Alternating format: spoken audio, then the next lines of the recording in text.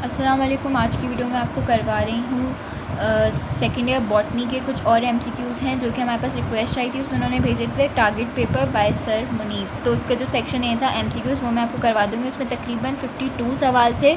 तो उसमें से जो शुरू के 15 सवाल थे वो मैंने चेक किए थे। वो थे बेसिकली सेम टू सेम सवाल जो कि डीजे गवर्नमेंट साइंस कॉलेज का जो मैंने पेपर करवाया था एमसीक्यूज़ का, वो सेम वही सवाल थे 1 से 15 तक। बस फ़र्क ये था कि इस पेपर में जो क्वेश्चन नंबर 14 था वो उसका डीजे पेपर का 16 था और 15 वाला जो था वो क्वेश्चन नंबर 17 था। मतलब तकरीबन कहने का मतलब ये कि सेम सवाल थे, रिपीट हो रहे थे। मैं करवा चुकी थी तो इस वजह से मैंने यहाँ सिर्फ मेंशन कर दिया कि आपने वो चीज़ जो है वो यहाँ से कर लेनी है। यानी इन्होंने जो टारगेट पेपर तैयार किया था उससे ये पता चल रहा था कि जो डीजे कॉलेज के पेपर हैं आप उसकी भी तैयारी कर लें एक तरह से, मतलब उसी तरह के सवाल थे। और दूसरा ये कि 16 से 35 तक जो सवाल थे वो सेम टू सेम वही थे जो मॉडल पेपर जो है 2021 का सेकेंड ईयर बॉटनी का, बिल्कुल वही सवाल थे सारे के सारे। मेरे ख्याल से उसी सीक्वेंस में थे, आप एक दफ़ा चेक कर लीजिएगा।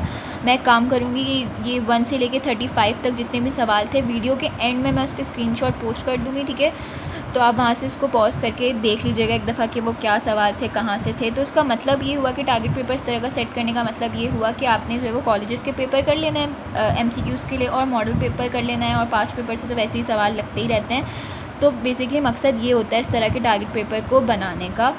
तो हम स्टार्ट करेंगे अभी की वीडियो में क्वेश्चन नंबर 36 से।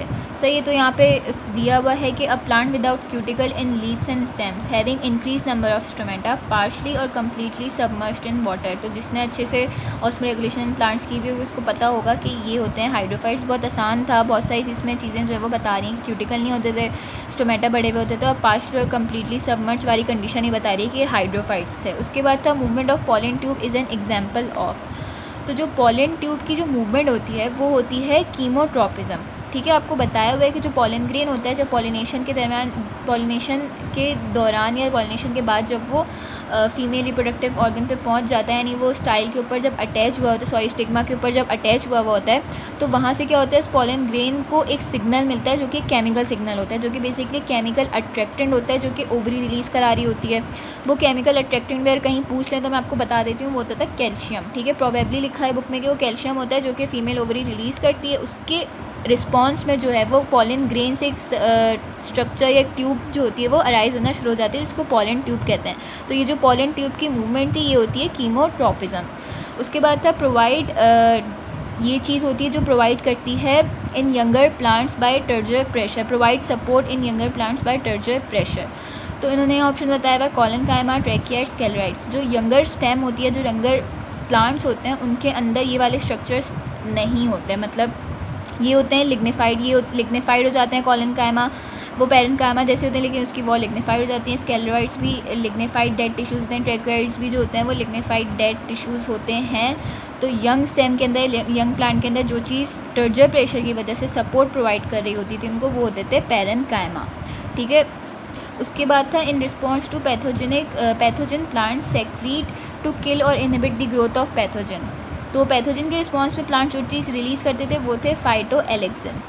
सही है, याद करने वाली चीज़ थी। उसके बाद था the type of germination which starts when seed is inside the fruit still attach to plants in.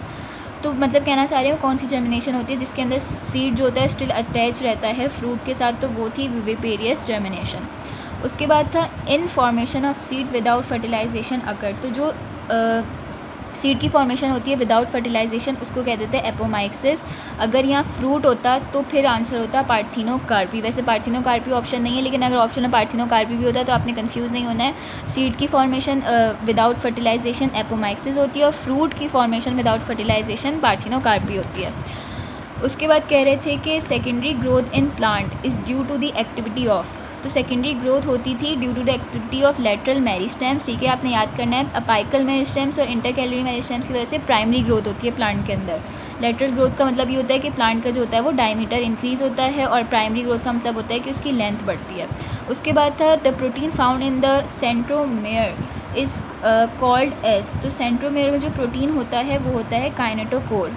Histone वो होता है जो कि क्रोमोसोम के अंदर जो प्रोटीन होती है जिसके ऊपर बेसिकली जो होता है वो इस तरह से डीएनए वगैरह बाइंड हुआ हुआ होता है, उसकी कॉइलिंग वगैरह में जो हेल्प कर रहा होता है वो हिस्टोन प्रोटीन था। तो वो ये नहीं होता। काइनेटोकोर सेंट्रोमेयर के अंदर प्रोटीन होता है। सेंट्रोमेयर वो रीजन जहाँ से क्रोमेटिड्स जो होते हैं वो अटैच हुए हुए होते हैं, और यहाँ से क्या होता है, ये जो प्रोटीन होती है काइनेटोकोर, ये हेल्प करती है इनको अटैच करने में स्पिंडल फाइबर, जब माइटोसिस होती है, जब सेल डिवीजन हो रहा था। Which of the following is not a pyrimidine base.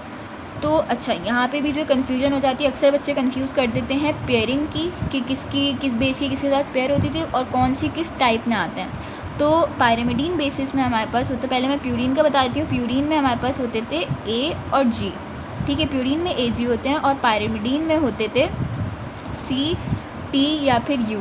तो पायरिमिडीन में होते हैं सी यानी थायमीन, यू मतलब यूरेसिल जो कि आरएनए के अंदर होता है, थायमीन जो होता है वो डीएनए के अंदर होता है। तो पायरिमिडीन बेसिस के अंदर थायमीन साइटोसिन यूरेसिल होता है, एडेनिन नहीं होता। एडेनिन जो है वो क्या है, प्यूरिन बेस है।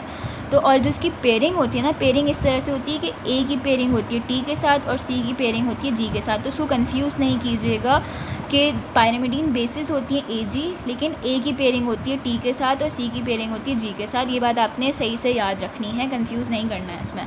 उसके बाद है the reversal of gene sequence in chromosomal aberration is called. तो जीन जो रिवर्स हो जाए, जैसे एक क्रोमोसोम है उसके अंदर ये एक सेगमेंट और ये एक सेगमेंट, अगर ये उठ के यहाँ आ जाए और ये वाला सेगमेंट उठ के यहाँ आ जाए, इस तरह से जो रिवर्सल हो जाती है जीन की सीक्वेंस में एक ही क्रोमोसोम के अंदर, खासकर क्रोमोसोमल एब्रिवेशन के अंदर, उसको इन्वर्जन कहते थे। सही है। उसके बाद था crossing over takes place at the stage of meiosis. तो आपको म्योसिस की स्टेज वैसे भी लॉन्ग क्वेश्चन के लिए आपने याद करनी है। म्योसिस की स्टेज आपको अच्छे से याद होनी चाहिए, सबकी कैरेक्टरिस्टिक क्या हो रहा था हर स्टेज के अंदर। सबसे पहले था लिप्टोटीन, उसके अंदर बीडिड अपीयरेंस थी। फिर जाइगोटीन, उसके अंदर जो है वो साइनेप्सिस हो रही थी, बाइवेलेंट पेयरिंग हो रही थी। पैकेटीन के अंदर टेट्रेड्स बन रहे थे, ठीक है। और उसके बाद जो है वो डिप्लोटीन के अंदर जो है वो कियास्मेटा और क्रॉसिंग ओवर हो रही थी। तो ये हो जाता है डिप्लोटीन। उसके बाद है cancer is a result of collection of cell divided by. तो जो कैंसर हो रहा होता है वो होता है अनकंट्रोल्ड माइटोसिस की वजह से, ठीक है। आपको याद करना है, मियोसिस की वजह से नहीं होता। ए माइटोसिस जो होती है वो उसके अंदर जो है स्पिंडल फाइबर नहीं बनता और उसके अंदर जो है वो न्यूक्लियस जो सही से डिवाइड नहीं होता है, जिस तरह यानी कि जिस तरह से स्पिंडल फाइबर ना बनना, यानी कि क्रोमोसोम जिस तरह से स्पिंडल फाइबर में अरेंज होकर सेपरेट होते थे वो काम नहीं होता। बस न्यूक्लियस होता है डायरेक्टली इस तरह से बिना स्पिंडल फाइबर बनाया जो होता है वो डिवाइड होके वो हो जाता है, दो डॉटर सेल्स बनाते हैं। और माइटोसिस जब अनकंट्रोल हो जाए, ठीक है, एक हद तक नॉर्मल डिवीजन होती रहेगी, लेकिन अगर वो अनकंट्रोल हो जाएगी तो वो कैंसर हो जाता है। Which of the following is not associated with sex linked inheritance. तो देखें आपकी बुक में हीमोफीलिया और कलर ब्लाइंडनेस का तो दिया हुआ है, ठीक है, ये तो सबको ही पता है कि ये तो होती हैं। तो पूछ रहे हैं कौन सी नहीं होती। अब एनीमिया आंसर है या थैलेसीमिया आंसर है, ये देखना है। तो अगर आपको इतना भी पता है ना कि थैलेसीमिया एक ऑटोसोमल वो होती है, डिजीज़ होती है, तो इतनी नॉलेज तक भी आप सही आंसर लगा सकते हैं कि आंसर थैलेसीमिया ही है, जो कि एक सेक्स लिंक इनहेरिटेंस नहीं होती है, उस तरह की कोई डिजीज़ नहीं होती। जबकि एनीमिया वैसे ज़्यादा एनीमिया जो होते हैं वो ऑटोसोमल ही होते हैं, लेकिन सिर्फ एक तरह का एनीमिया होता है जो कि सिड्रोब्लास्टिक एनीमिया होता है। मेरा नहीं ख्याल कि आपकी बुक में इसके कहीं जिक्र लिखा हुआ है, किसी को पता है, किसी ने कहीं पढ़ा है तो लाजमी कमेंट करके बता दीजिए। बाकी ये कि मैंने तो नहीं पढ़ा, ये थोड़ी सी नॉलेज जो है वो थोड़ी सी आपकी बुक से बाहर की। इस तरह का वैसे MCQ नहीं आएगा, लेकिन अगर ये इस तरह के सवाल बनाने का मकसद आपका सिर्फ यही होता है कि आपकी थोड़ी नॉलेज में इजाफा कर दिया जाए, आपकी प्रैक्टिस हो जाए, ठीक है। बाकी आने को आ भी सकता है, कुछ वो नहीं है। बाकी ये कि इसलिए मैं कही थी क्योंकि एनीमिया एज सच उस सिड्रोब्लास्टिक एनीमिया का आपका बुक में कहीं जिक्र नहीं है, जो कि होती है एक्स लिंक्ड एक डिसऑर्डर होता है, यानी कि जो एक्स क्रोमोसोम होता है उसके ऊपर वो जीन होती है, डिफेक्टेड जीन।